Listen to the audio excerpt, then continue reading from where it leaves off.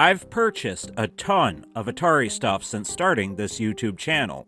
There was a few items that I honestly wouldn't have purchased otherwise, but I wanted to be able to give my thoughts on whether or not they would be worth it for you. But one thing we never consider is the longer-term viability of these products. We rush to be the first to give a comprehensive review, and honestly it's for the views in most cases. But the longevity is in many ways the most important metric of whether or not a product is worth it. Something might seem great initially, but wind up sitting on a shelf shortly after the excitement wears off. So I think a video like this one is important for fans and people thinking about purchasing this stuff. So in this video, we're going to take a look at a handful of Atari related stuff that came out in the last year or so, and I'll give you my honest take on whether or not they were worth the money a few months later.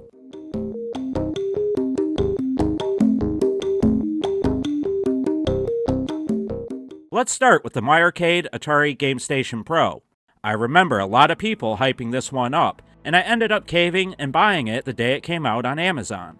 Since then, I've noticed that it's easier to find it at reduced pricing, which is a good thing, no doubt. But is it worth picking up, even at these cheaper prices? In my opinion, well, no. But let me explain. Initially, I praised the unit for its nice variety of games, including stuff from the arcades in the 5200. Those are areas that get ignored a lot, nearly as much as the Atari computer stuff. So having the option to play with them was a nice inclusion, even if the titles were a little limited. I also praised the controller for its smart button placement and ability to play paddle games all on the same controller. And finally, I thought it was a great inclusion that they gave you the ability to add your own ROMs. Do I still feel the same way about all this stuff? Well, obviously no, as I said it wasn't worth picking up today. The included games are still nice in variety, but the Atari branding is, well, a tiny bit misleading. The 200 games are not all Atari games, but more than half are. I still have no issue with the included games on the Atari Gamestation Pro, and that's one aspect that has aged correctly in my original review.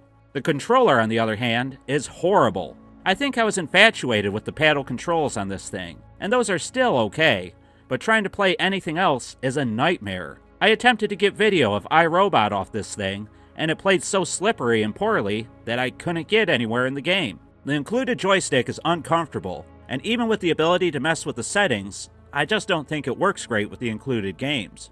At least, not compared to other options out there. I have heard that other people got different controllers working with the unit, and if you're interested, I would do more research into that stuff. I also heard that new systems are now supported, so you can play not only most of the Atari consoles, but also Sega Genesis, Nintendo Entertainment System, Super Nintendo, and other similar consoles. But for somebody like me, who has no interest in emulating those other consoles, and somebody who already has a hefty Atari collection, well, this just doesn't cut it for me. So I will leave it at this as my final assessment and honest opinion. I haven't touched the My Arcade Atari Gamestation Pro in a long time, probably twice since the initial review. If you're like me, a hardcore Atari fan with a nice collection, then this won't be for you. But if you're somebody who doesn't have a large Atari collection, and you have some modern controllers that you can try to pair with this thing, well then I think you might get more out of it than I did. But you might want to consider some of your other options as well. And one such option is the Atari 2600 Plus. I didn't buy this thing when it first came out. I actually resisted it for the better part of a month. And the reasons were numerous. Number one, units were sent out to other YouTubers early so they could review them. So I felt by the time I could review it, well, it wouldn't matter much. And number two, I have an AV modded Atari 7800 along with a stock 2600 Junior. Why would I need the 2600 Plus? I eventually picked one up, under the angle that I would compare it with the Retron 77, which was essentially the 2600 Plus before the 2600 Plus.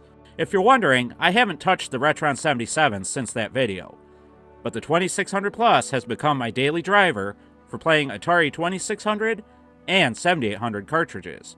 It's convenient to play on your high-definition television, and the games actually look pretty good on HD displays. If you're running an Atari-based YouTube channel, then it's nearly a must for capturing better video off of real cartridges. I use it all the time, and the compatibility has been improved several times over, thanks to the releases on Atari Age. Why there hasn't been an official firmware yet, I don't know. But I think every game that I want to play on it, with the exception of Ricky and Vicky, now works. Once again, after spending about half a year with the 2600 Plus, I think my final thought on it is this.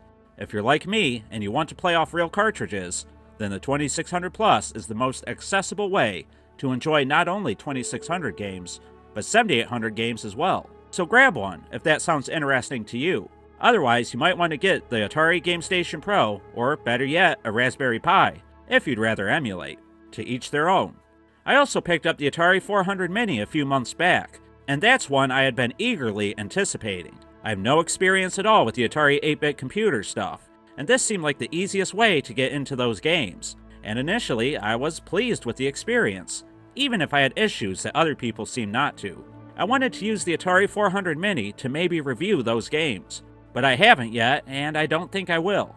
I'm not sure how authentic the experience is, and this channel uses real hardware for literally every other review. But that's not what's important here. The important question is, do I still use it, and do I enjoy it? And the answer is, yes. I play it a couple times a month, and it's been a lot of fun. It's almost been a gateway drug of sorts for me, as since experiencing the Atari 400 Mini, well, I've started Googling good Atari XEGS and Atari computers. If you look at my eBay search history, that's probably the thing I've been looking for the most. And it's all thanks to the Atari 400 Mini. I'm glad I got it, and it's been fun learning about and playing these classic computer games that I otherwise would have never known about. But unless you're like me, and you're deeply interested in the games, it might be more along the lines of the My Arcade Atari Gamestation Pro, in the sense that you won't use it much. So just be honest with yourself and how interested you are in these old computer games. And if you are interested, I think you'll get some good use out of this product. It works great, and can use many aftermarket controllers, including my old favorite, the Logitech F310. But there's more than just the mini consoles that came out in the last year or two, and I just want to touch on a few other things, mainly games. Recently, there was news about the Atari XP 50th limited collection of cartridges that came out for $1,000. It turns out that some of them are very unplayable and don't work the way they should, which has no doubt been disappointing for a $1,000 premium purchase. I mean, this set of 10 games could be picked up for a song if you bought the original copies. People bought this stuff for the premium nature of the product and to show off their love of Atari. At this point, I don't think it's been announced what Atari will do to correct the situation, but honestly I didn't buy those. I have purchased other 2600 games from Atari, and let me tell you, well, it's a mixed bag. I purchased the re-release pre-order of Save Mary, and I haven't seen my game yet. Heck, I don't even know if it's close to shipping or not. They don't communicate well with their customers, at least on pre-orders, and to get a response from Atari, well, it takes a few days at least via email. But the products I have received, I purchased from Amazon, and that's my recommendation. Personally, unless you're willing to wait for up to a year or more for the stuff to arrive, I would just stay away from pre-orders and just buy the stuff you want off Amazon. Mr. Run and Jump and Berserk Enhanced for the 2600 came quickly this way, and they work great. I love Atari, I really do, but I wish they could get this pre-order thing worked out. They're nearly as bad as Atari Age, and I'm not slamming Atari Age. I know that it's a one-man show with a single guy putting together the games, but that's all the more reason not to do pre-orders in my opinion. And Atari, the company, is not a one-man show. Beyond that, I've also purchased all of Atari's modern releases, and I do want to say that you can't go wrong there. Quamp 2 is an incredible game with atmosphere to spare. Haunted House, Neosprint, and Food Fight Culinary Combat are all fun games that I've enjoyed. Even if they have some flaws, they're very much worth it. And I'll be honest, I was surprised by Lunar Lander Beyond. It was much better than I anticipated, at least to this point. So in summary, as far as Atari games go, here's my recommendation. Pre-ordering from Atari, well, just don't do it, unless you're okay with no communication and wait times that could go well beyond a year. Atari products from Amazon are safe, and the way I recommend going. And new Atari games, whether you go digital or physical, are well worth it. These games are well done, and the things that Atari fans have been wanting, well, since the 1990s. The My Arcade Atari Gamestation Pro wasn't for me, and probably won't be for you if you're an entrenched Atari fan.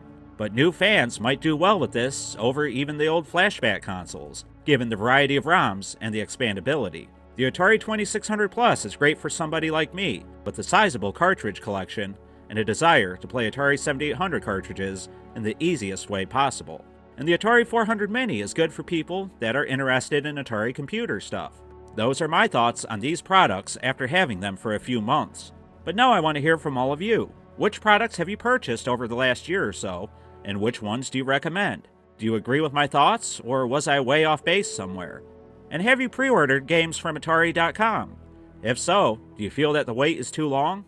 Let me know the answers to all this and whatever else you're thinking in the comments down below. And please, leave a like and subscribe if you enjoyed the video. We do 2 videos a week just like this one, so hit the bell icon to be notified whenever I upload. I'd also like to take this time to thank the following classy Atarians for supporting me on Patreon and YouTube memberships. Thanks to their support, the channel can keep going and growing strong. So thank you to My Own Celestial, OG Hugo, Head Trauma Bob, Jolt 7800, Ball Gobbler, Socrates 63, Ben's the Spook, Mr. Shua TV, Jeremiah Thomas, and Huge Ass 79. You guys rock, and I couldn't do it without you. And with all that said, it's time to wrap up another video here on the Atari Network. I've been the 7800 Pro Gamer, a product that most people agree is worth owning, even if I'm a little overpriced. And I want to remind you all to stay classy, Atarians.